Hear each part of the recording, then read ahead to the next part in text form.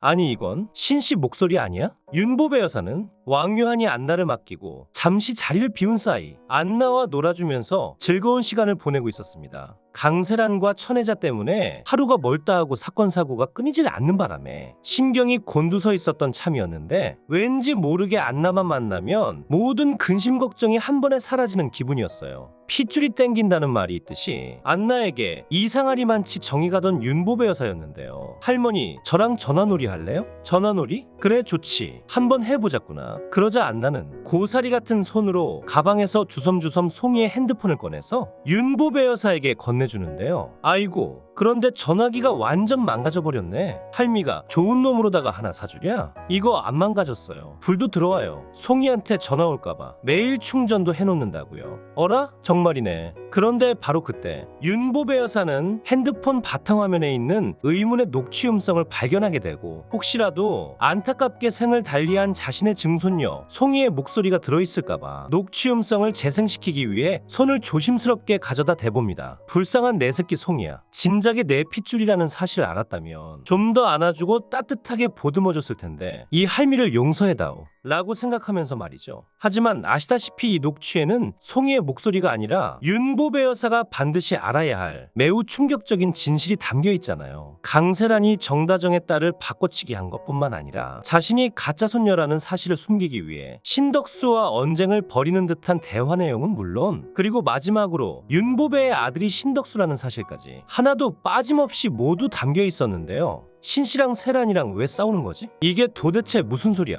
세란이가 내 친손녀가 아니었어? 신씨가 내 아들이라니 이게 무슨... 정말 우연찮게 진실을 알게 된 윤보배 여사는 순간적으로 너무 큰 충격을 받은 나머지 손에 들고 있던 전화기를 떨어뜨리고 허공을 응시하면서 멍하니 있었습니다. 이건 아니지. 이건 아닐 거야. 아무리 생각해보고 생각해봐도 도저히 이 사실을 믿을 수가 없었어요. 분명히 2년 전에 강세란과 유전자 검사까지 진행해서 99.9% 일치한다는 결과를 받았는데 이제 와서 강세란이 친손녀가 아니고 신덕수가 내 아들이라니 상식적으로 말이 안 되는 거잖아요. 아무리 강세란이 거짓말을 밥 먹듯이 하는 구제불능이라고 하여도 과학적 결과인 유전자 검사까지 조작할 수는 없을 것인데 당연히 이 상황을 받아들이기 힘들었겠죠. 결국 윤보배 여사는 강세란에게 자초지종을 캐묻기 위해 곧바로 핸드폰을 집어들고 통화 버튼을 누르는데요. 그런데 이미 강세란의 거짓말에 셀 수 없이 속아 넘어간 윤보배잖아요. 결국 또다시 강세란이 거짓말할 수도 있다는 생각에 그냥 전화기를 내려놓고 맙니다.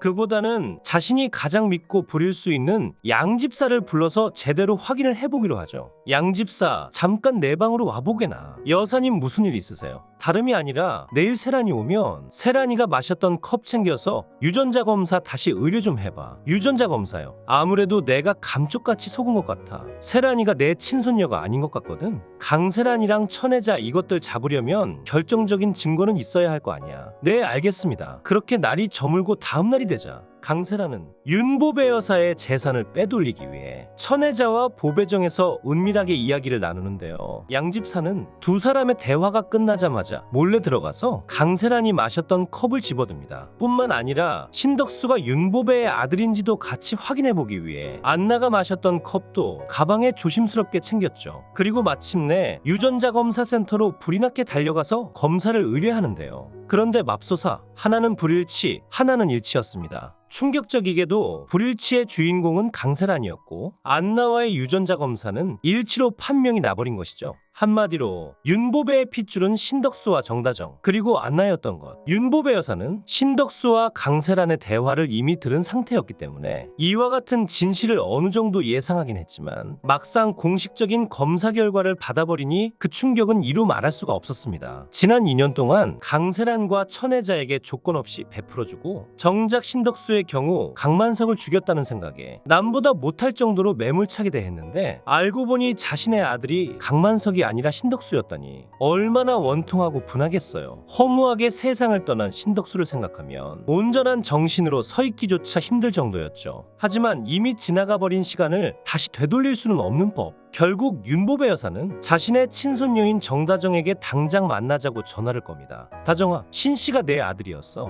여사님, 그게 갑자기 무슨 말씀이세요? 덕수가 내 아들이라고, 너가 내 손녀라고 이거사? 정다정은 안나가 자신의 친딸이라는 사실도 아직 믿을 수가 없어서 정신을 차리지 못하고 있었는데, 전혀 생각지도 못한 얘기를 또다시 듣게 되자 어리둥절할 수밖에 없었습니다. 하지만 윤보배 여사가 아무 이유 없이 없는 이야기를 지어낼 리는 없고, 뭐가 어떻게 된 것인지 알아보기 위해 곧바로 보배정으로 달려가는데요. 여사님, 아까 말씀하셨던 거, 그게 도대체 무슨 말씀이세요? 안나가 가지고 있던 핸드폰에 신씨의 녹취 음성이 있었어. 신씨는 알고 있었던 거야, 내가 자기 엄마라는 사실을. 아니, 어떻게 이런 일이. 그렇게 윤보배 여사는 하염없이 눈물을 흘리면서 정다정을 말없이 안아주는데요. 할머니와 손녀의 감동적인 상봉이 이뤄지고 아들인 신덕수가 어떻게 죽게 되었는지 그제서야 정다정에게 물어보는 윤보배 여사. 불쌍한 내 아들, 그런데 덕수는 어쩌다가 죽게 된 거야? 할머니, 놀라지 마세요. 아빠는 강세란 때문에 돌아가셨어요. 세란이 때문이라니? 그건 또 무슨 말이야? 아빠가 사고를 당했던 현장에서 강세란의 손톱이 발견됐어요. 그리고 지나가던 배달기사님의 바디캠에 강세란이 아빠를 밀어서 바위에 부딪히게 하는 모습이 고스란히 찍혀 있었어요. 이런 고얀 놈 같으니라고. 사람의 탈을 쓰고 어떻게 이럴 수 있어? 호랑이 새끼를 들여와서 먹이고 입히고 재워줬구나. 아이고.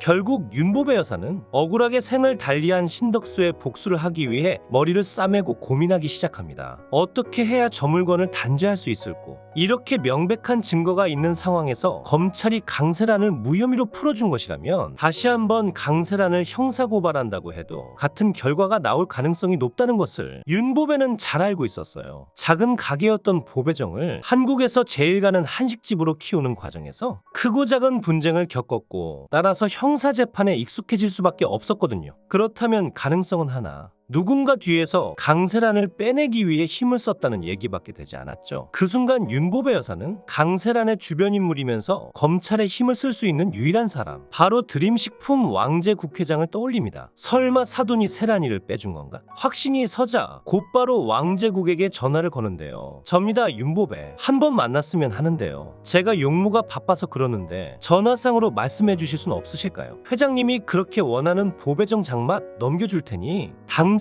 보배정에서 봅시다, 당장. 왕제국은 마지막 남은 퍼즐인 보배정의 장맛을 얻기 위해 그냥 묻지도 따지지도 않고 곧바로 보배정으로 달려갑니다. 목숨처럼 아끼는 장맛을 넘길 기세라면 필시 자신도 윤보배에게 뭔가를 줘야 할 것인데 그게 무엇이든 넘겨줄 것이라고 다짐하면서 말이죠. 단도직입적으로 묻겠습니다. 세란이 빼준 사람 혹시 회장님이십니까? 맞습니다. 그래도 명색이 세란이 시아버지인데 며느리가 감옥에 갇힌 걸 두고만 볼 수가 있어야죠. 그런데 이 얘기하려고 저를 부르신 겁니까? 세란이를 다시 감옥에 집어넣어 주세요. 죄목은 신덕수 살인 혐의입니다. 만약 이 부탁을 들어주신다면 저 역시 회장님이 그토록 권하는 보배정 장맛을 드리겠습니다. 다시 집어넣는 거야 어렵지 않지요. 좋습니다. 당장 세란이 감옥에 넣겠습니다. 왕제국은 윤보배의 말이 끝나기가 무섭게 한치의 망설임도 없이 제안을 받아들였습니다. 강세란에게 녹취원본도 받았겠다. 더 이상 주가 조작으로 발목을 잡힐 일도 없으니 이제 와서 강세란을 손절해도 아무런 문제가 되질 않았으니까요. 그렇게 날이 저물고 다음날이 되자 윤보배의 재산 탈취에 여념이 없었던 강세란은 또다시 보배정에 들러서 천혜자와 작당 모의를 하는데요. 모의를 마치고 돌아가려던 순간 담당 형사와 다시 한번 마주치게 되죠. 강세란 씨, 당신을 신덕수 살인 혐의로 긴급 체포합니다. 그게 무슨 소리예요? 저는 얼마 전에 무혐의로 풀려났다고요. 이거 안 나요? 할머니, 이 사람들 좀 어떻게 해주세요. 그러자 윤보배 여사가 강세란을 매섭게 노려보면서 피를 토하며 말합니다. 너 내 친손녀 아니잖아. 내 아들 신덕수 왜 죽였어, 이 악마 같은 년아. 불쌍한 내 아들 왜 죽였냐고. 왜? 영상을 끝까지 시청해주셔서 감사합니다. 구독과 좋아요는 제가 영상을 제작하는데 큰 힘이 됩니다. 구독, 좋아요